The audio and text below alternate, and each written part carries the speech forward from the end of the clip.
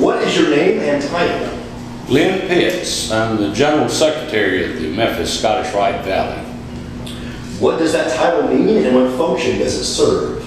General Secretary is the Secretary for all four bodies of the Memphis Scottish Rite. And it covers all these general things that a secretary does, plus I am primarily the principal administrative officer. What else do you do to participate here at the Scottish Rite? I do ritual work in some of the ritual cast. I have a Rose on the Altar cast that travels all over West Tennessee, Arkansas, Alabama, Kentucky, and Middle Tennessee, and presents a play, a Masonic play, and several other things like that. So what is the Scottish Rite? The Scottish Rite is a fraternity. It's part of the Masonic fraternity, and it is actually the university of the Freemason fraternity. What is special about this building? Building was built in 1909, and it was built for only the purpose of the Scottish Rite. It is designed primarily for Scottish Rite work, to present our degrees, to feed our members, to take care of the administrative expenses. What is one of your fondest memories here? Well, I think I have a bunch of them, but one of them in particular that I like is that we did a Flag Day program for about 10 years, which we brought in groups to present all the flags that had flown over the United States in honor of our honored guests who were the Purple Heart Society, Prisoners of War. The Pearl Harbor survivors were great, and there's not many of those left. But after about 10 years, it made it very difficult to bring in enough people, even though we did use youth groups to present some of them. What has Freemasonry, especially the Scottish Rite, done for the city of Memphis and the community around it?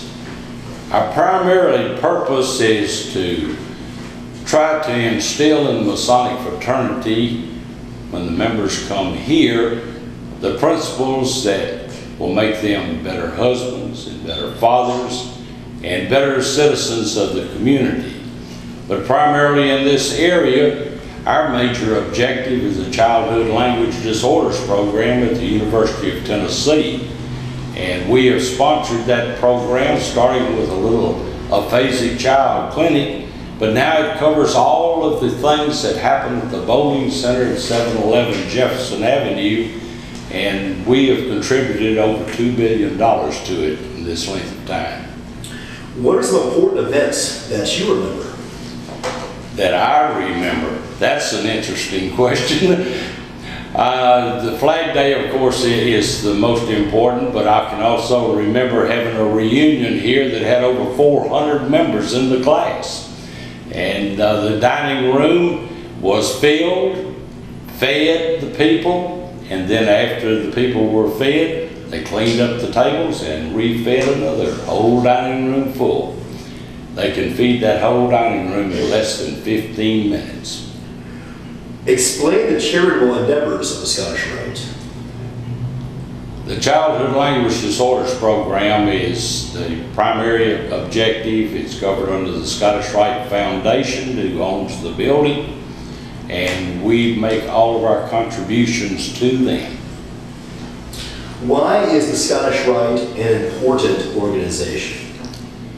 because it makes men better, and it improves on what the Masonic fraternity has taught them in the first 3 degrees. There are a lot of different men that belong to the Masonic fraternity and then join the Scottish Rite also. What about important people who have visited this building? Well, we've had some very important people. Governor Ned McWhirter was a member of the Scottish Rite, and he attended. John Tanner was a very important person. We've had President Gerald Ford was here for a visit one day, and that was an interesting show with all the Secret Service people all over the building. We've also had entertainers like Carl Perkins. Carl Perkins even sung Blue Suede Shoes in the auditorium while we were waiting on the next cast to come up.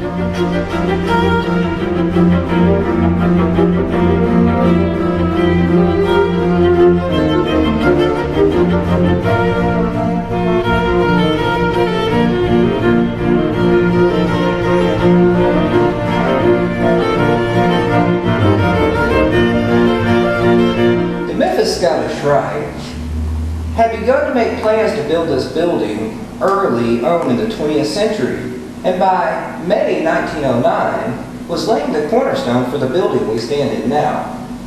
Our first class of initiates was in November of 1909, and one of the interesting things about this building is the inauguratory class dedicated this clock to the Memphis Scottish Rite, and it's been here ever since. That's a beautiful clock. Wow. Still in working condition.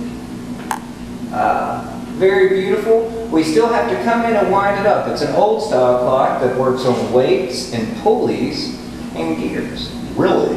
Now I see a lot of names written down right here. Are those is that the first class? This is the first class, and if you read it, it says, presented to the Scottish Rite Cathedral by the dedicatory class November 15th to 19th, 1909, and it does have the officers of the class as well as the members of the class. That's amazing. Wow. And every Monday morning, our General Secretary Glen comes in and winds the clock.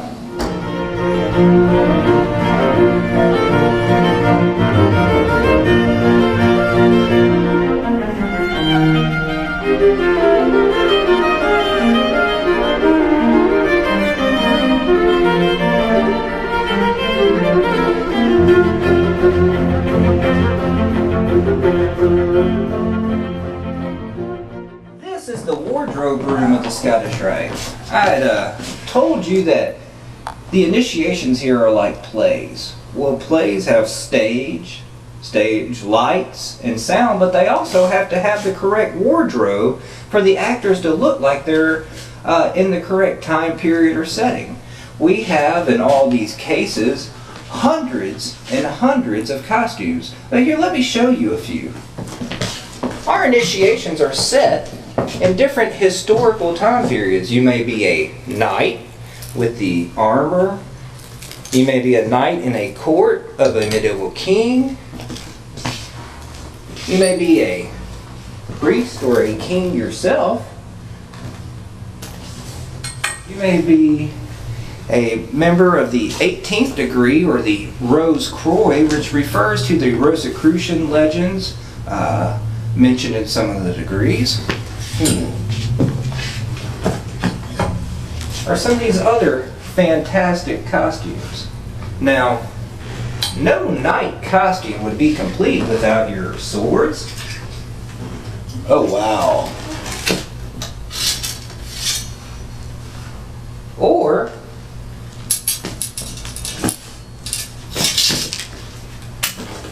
your spear.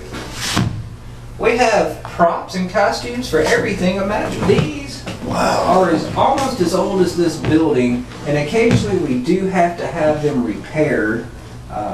Really heavy too. They are very heavy. Wow. And now you get these on and you think they're hot, but imagine when we had no air conditioning. Oh, wow, yes.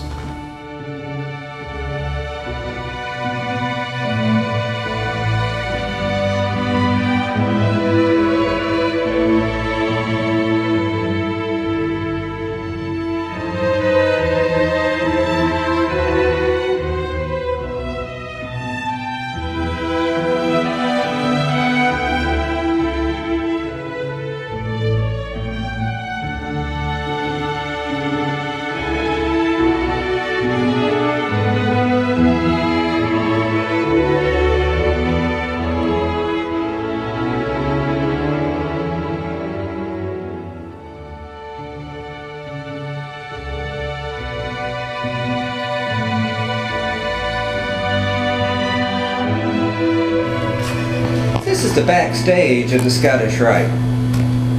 When we initiate a member, it is not a small production. It takes many, many people, and it's very much like going to a theater show. We have 128 backdrops. We have one of the oldest still operable pulley systems that you can have in a theater. Backdrops, stage props, swords, costumes, chairs, bulgers, waterfalls. This is amazing, wow. Those drops, so every single one of those drops has a scene on it? Yeah, Did I get that right? we brought in art students. Now, this has been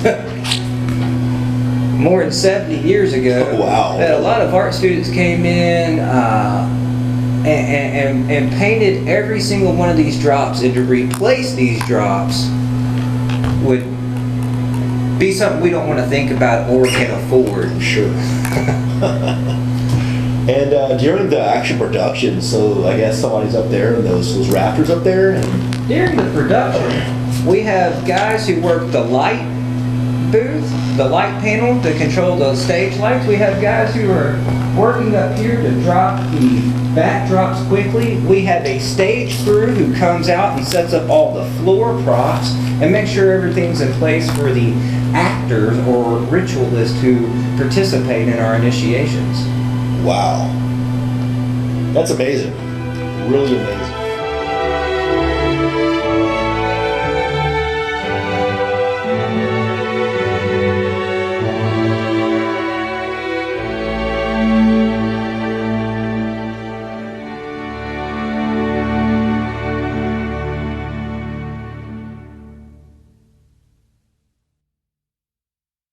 My name is Jerry Hanson, and I'm Director of the Work here at the Memphis Scottish Rite. What does that title mean and what function does it serve? Well, Director of the Work is just like the director of a play or some type of performance. It encompasses all aspects of the actions that are going on, cues, lights, ritualists, stage, scenery. It encompasses everything, the entire degree and how it's presented. What else do you do to participate here at the Scottish Rite? We all do a little bit of everything. I've worked in building props also for the stage, and designing other rituals or holding auditions for ritualists, helping with the class of our Scottish Rite reunions, and directing them, and also helping those brothers feel more at home here when they have their reunion. What is the Scottish Rite? Scottish Rite is a fraternal organization of Masons. You have to be a Mason in order to join the Scottish Rite. It encompasses many things in the community. The degrees exemplify philosophies, historical events, religious aspects that the Scottish Rite likes and wants to impress upon men to make them a better person and a better citizen in the United States. What is special about this building? Well, it's an old building. We have a lot of things here that some buildings don't have.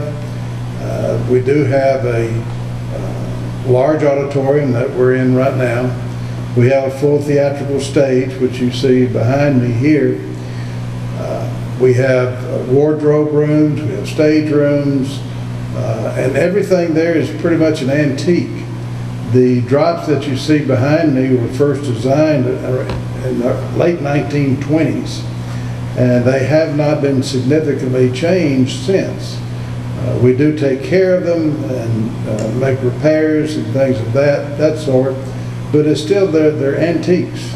We have an antique clock downstairs that's well over 100 years old. Our organ here is the largest organ in the city of Memphis. We do have recitals here that one of the organ communities or their organizations come and perform for the public. What is one of your fondest memories here? Well, we were talking about that this morning. This is a very serious organization, and the degrees and all are very serious. But every once in a while we have something funny happens that we remember over the years.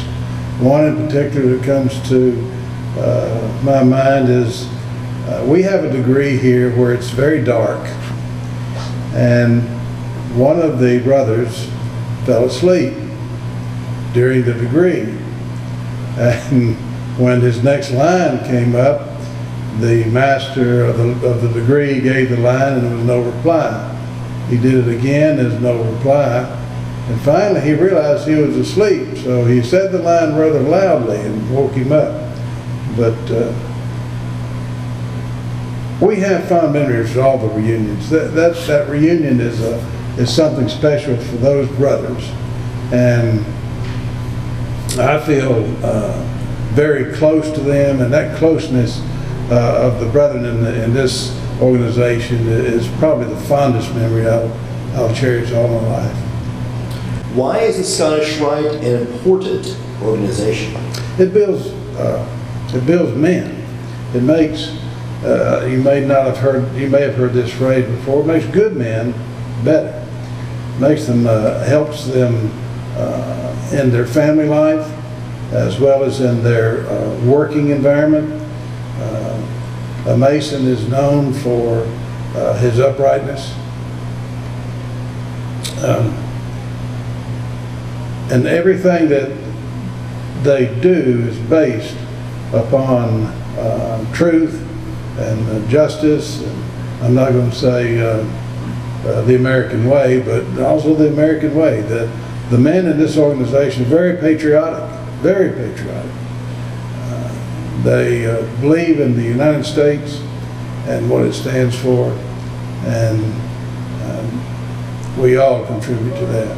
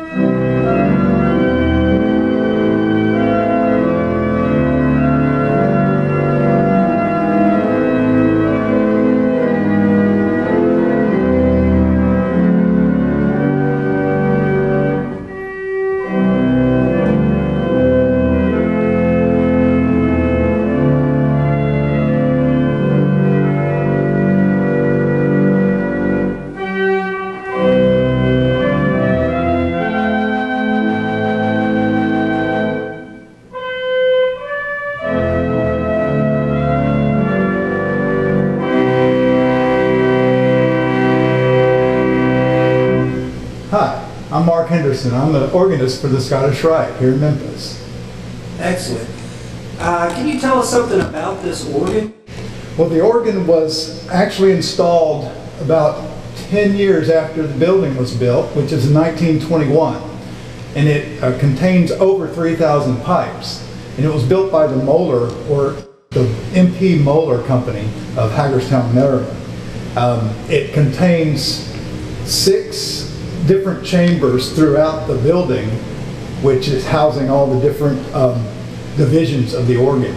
It has everything from a pencil small small pipes to wooden pipes that are probably as big as your shoulders in width, and also 16-foot long. And it plays a really nice low note that you can hear, under everything. It's kind of the underbelly of the whole organ. The organ originally had 4 consoles. It had actually 3 consoles, sorry. It had one large console down in the pit by the stage, had a 3 manual console up here and a small console up there at the top of the bleachers.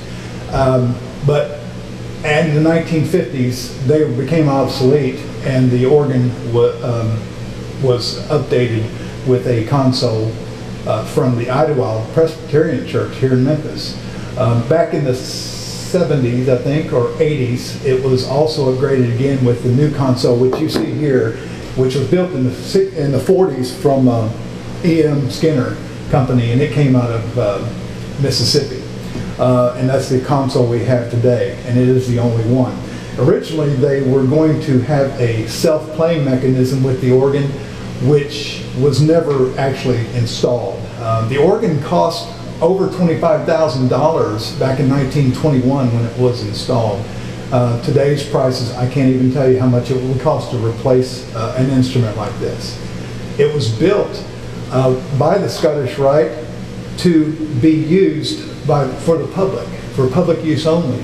And the Scottish Rite made a rule way back then that no concert that features the organ will be charged for. And so that makes it more of a civic organ for the Memphis community. And it is used today even for public concerts. Just a couple of months ago, we were able to have a wonderful organist here locally play a concert for us before one of our degrees. I played the organ during the degree work and also during stated meetings, which you just heard. It's the Star Spangled Banner, which is something that we all basically sing, and the organ accompanies everybody with that. And I play some other things, probably before meetings and things like that.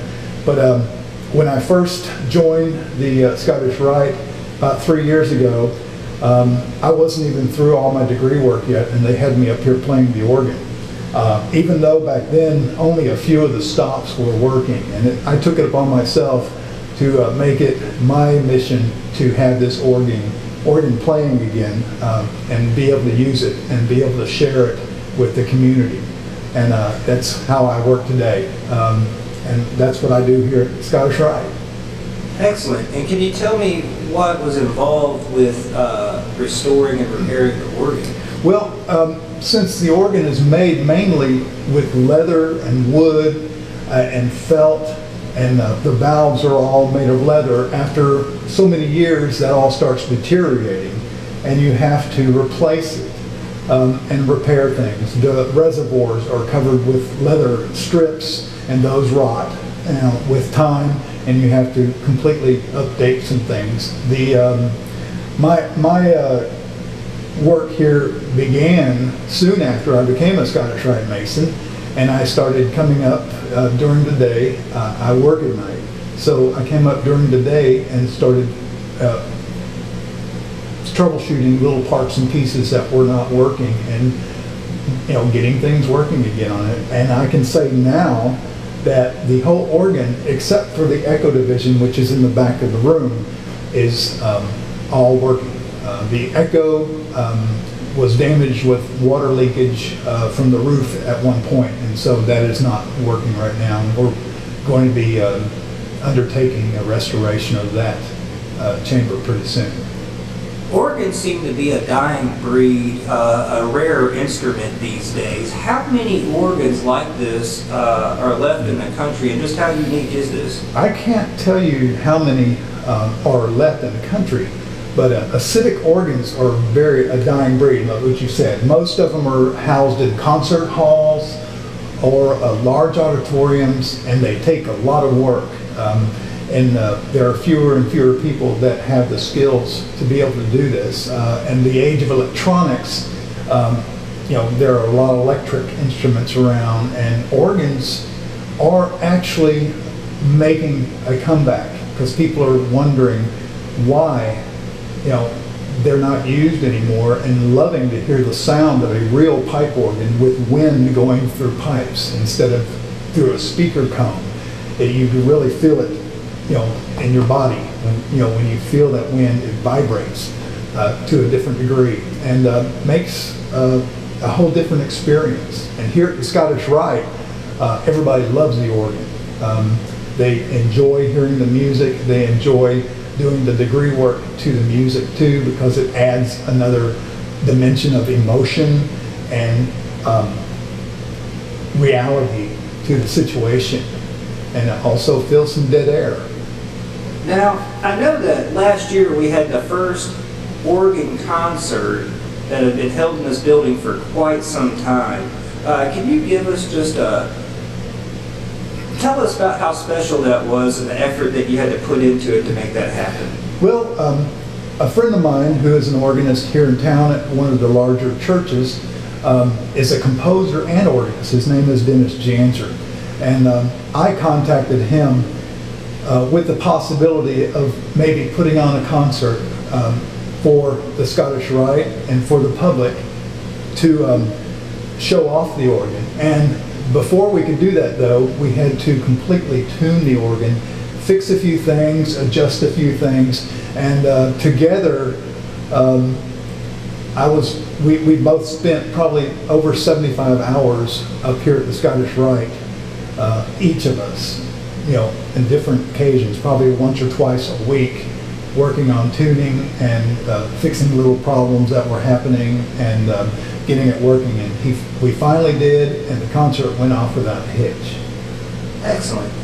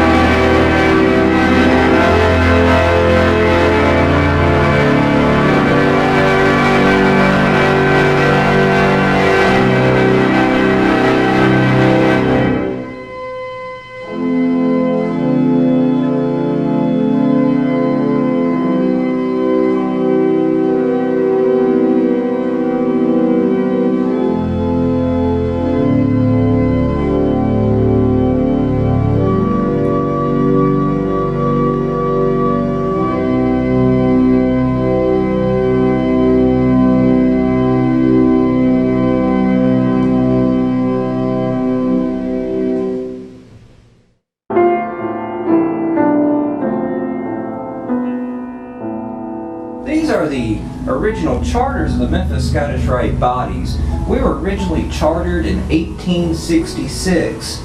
This is a charter of a body that was chartered in Jackson, Tennessee, and merged with the Memphis Scottish Rite back in the early 1900s, and they were both signed by Albert Pike. The Memphis Scottish Rite bodies were founded by Albert Pike.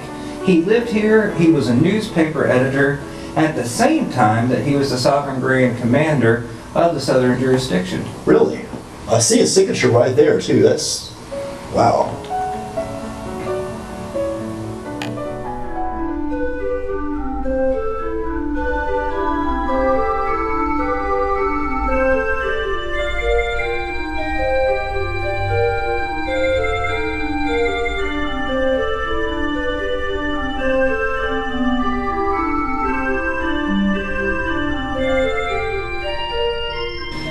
My name is Joe Harrison. I'm the personal representative and CEO of the Memphis Scottish Rite Foundation.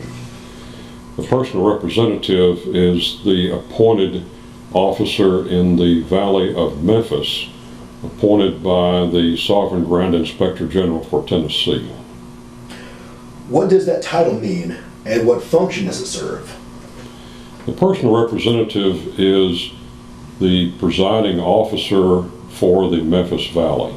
The personal representative is responsible for everything that occurs in this valley, and he reports to the Sovereign Grand Inspector General of Tennessee. What else do you do to participate here at the Scottish Rite?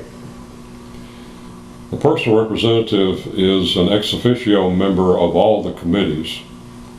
He supervises everything that occurs in the Memphis Valley. The Scottish Rite is a series of 29 degrees which teach from 29 different standpoints in lessons we learn in the 3 degrees of the Blue Lodge of Masonry. One time shot might be ancient Egypt. One might be from Roman times. One might be from biblical times. But in each degree, we reinforce those lessons and the basic tenets of Masonry. What is a degree? All of the bodies of Masonry are composed of degrees. The most basic is the Blue Lodge or the Masonic Lodge, and it is composed of 3 degrees. The other appendant bodies of Masonry, including the Scottish Rite, are also composed of degrees. You have heard of Scottish Rite Masons referred to as 32nd degree Masons. In the Scottish Rite, we have 29 degrees. When you add the 3 degrees of the Blue Lodge to it, you get 32 degrees.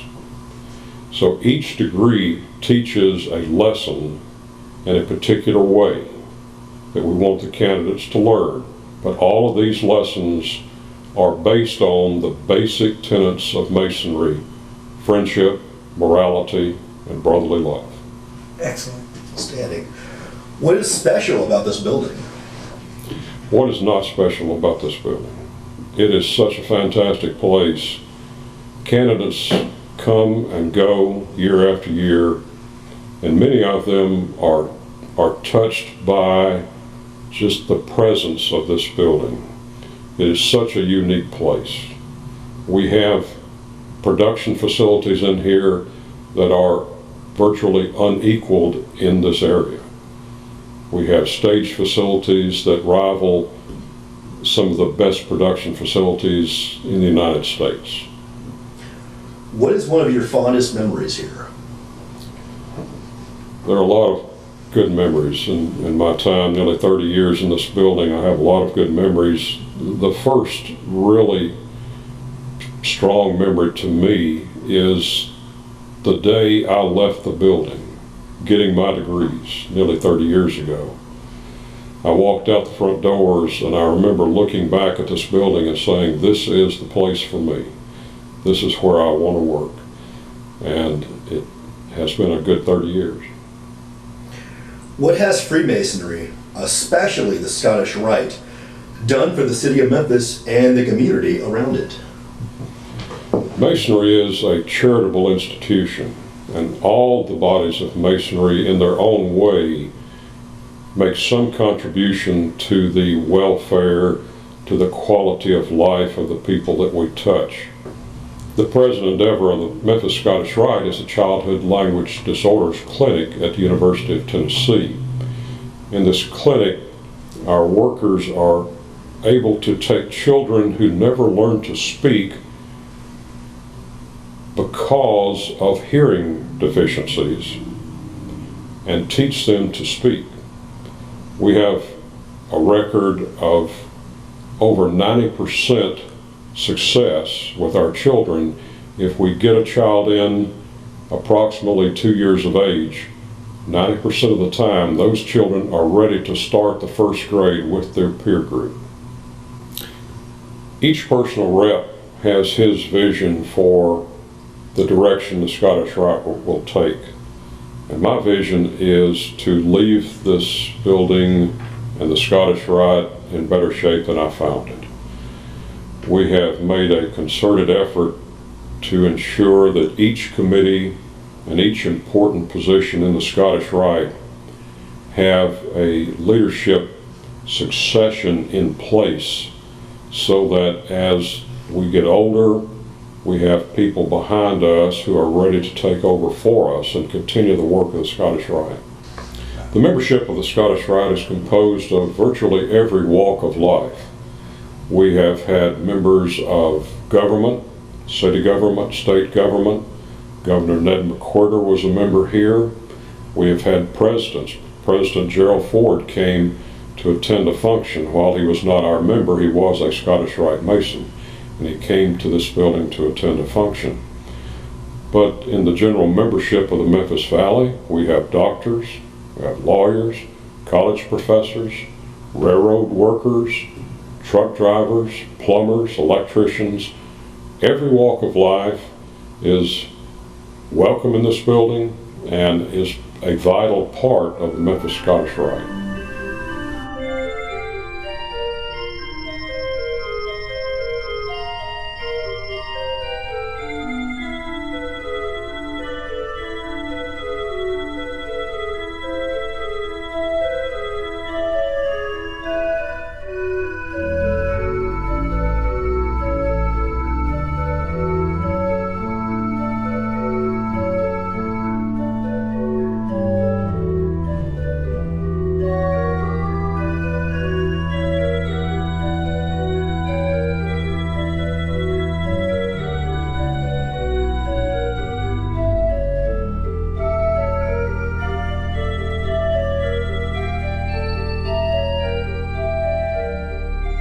This is the Memphis Scottish Rite Library, and it's primarily the reason I work here. Being a Masonic historian, I've come up here and done countless hours of research, and what we have is a great resource for historians and in general, but especially a Masonic historian. I could show you minutes from the Grand Lodge meetings when Andrew Jackson was Grand Master of the state of Tennessee. Really? We have books here available for our brethren to read that are collections of mythologies and stories from different religious texts and cultures from all over the world, and so that you could study and educate yourself about what ancient people thought about deity and morality and the composition of the world, to broaden your mind and your scope, to study philosophy, to enable us to not only educate ourselves, but to perhaps benefit the community around us by being better and wiser men. Some of these books are rather old, and I do like to just show you a few of these. We have ritual monitors. When Masons do initiations, it's done from memory, and we do not generally print our initiation rituals, but we do have monitors that have the words left out in certain places, or blanks for important words, so that you do have a prompt to help you learn the ritual. And some of these are rather old. We have one from 1845, 1821, 1824, and I did have several from the 1700s, but I've since placed them in a climate-controlled area in the Supreme Council to be stored in archives and preserved. We do not necessarily have the facilities to store them the way I would like. But these are rather neat artifacts.